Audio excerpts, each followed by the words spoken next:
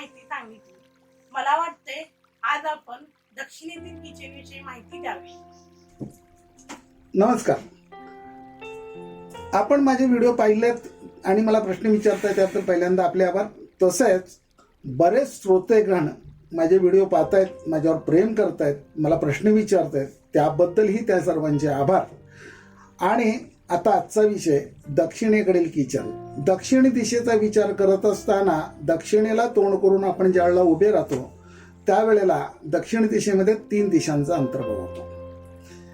आपल्या दक्षिणेकडे तोंड केले असेल तर आपल्या डाव्या हाताला जी असते ती दक्षिण आग्नेय, उजव्या हाताला असते ती दक्षिण नैऋत्य आणि मधल्या भागात जी असते ती दक्षिण दिशा. आता मॅडम मला वाटतं तुमचाच प्रश्न होता मागच्या वेळेला की आग्नेय कोणातील किचन पण पूर्वाभिमुख का ऐवजी ते दक्षिणाभिमुख असेल तर काय होईल.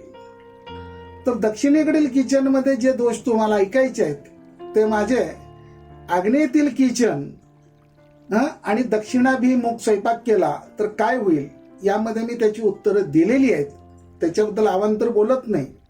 आग्नेयेतील किचन दक्षिणाभिमुख असेल तर काय होईल, सगळे दोष साधारणपणे ते इथं लागू पडतात. आपण तो व्हिडिओ पाहिला तर जास्त बरं होईल. त्याच्या व्यतिरिक्त आणि काय प्रश्न आहे का मॅडम आपला? दक्षिण दिशा ही यम दिशा आहे हे समजले.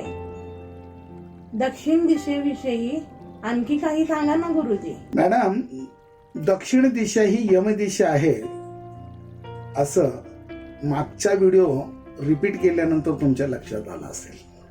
आता दक्षिण दिशेबद्दल आणखी काही माहिती सांगा म्हटल्यावर एक सगळ्यात महत्वाचा प्रश्न उभा राहतो की अनेक वास्तुतज्ञ दक्षिण दिशेला शीण दिशा असं म्हणतात, ती यमदिशा असं म्हणतात. आणि यमदिशा असल्यामुळे दक्षिण दिशा वाईट, दक्षिणेला दरवाजा वाईट, असे बरेच लोकांचे गैरसमज आहेत. पण मला वाटतंय की बरीच सोन्याची दुकानं म्हणजे सुवर्णकारांची दुकानं ही दक्षिणाभिमुख फार चांगली चालतात, बरोबर.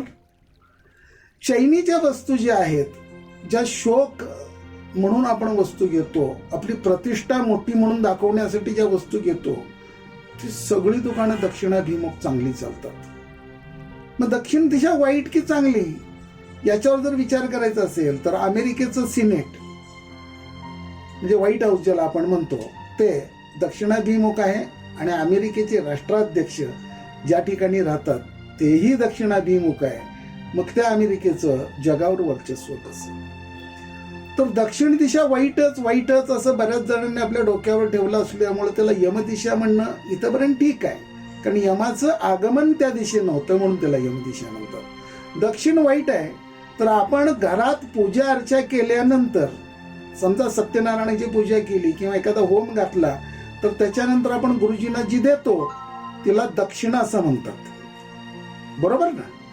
आता आपण पूजा होम करत असताना आपलं तोंड पूर्वेला असतं आणि होम पूर्ण झाल्यानंतर आपण गुरुजींना उजव्या हातानं अशी देतो, तो उजवा त्यावेळेला दक्षिण दिशेकडेच असतो.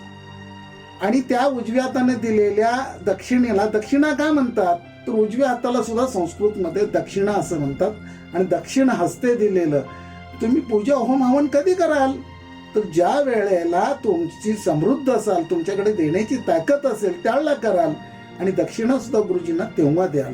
म्हणजे दक्षिण दिशा वाईट आहे असं समजू नका, पण दक्षिणेमध्ये काळजीपूर्वक अभ्यास केला तर दक्षिणेचेही बेनिफिट घेता येतात. पण किचन बद्दल जे तुम्हाला पाहिजे होतं ते थोडंसं वेगळं आहे आणि दक्षिण दिशेबद्दल जे सांगायचं होतं ते वेगळं आहे. दक्षिण दिशेचा मॅक्झिमम चांगला आणि उत्तम फायदा करून घेता येतो, फक्त योग्य जाणकाराची गरज असते. मित्रो, आज इतकंच. दक्षिण दिशेबद्दल अजून काही जाणून घ्यायचं असेल तर निश्चित कॉमेंट्स करा, लाईक करा, शेअर करा.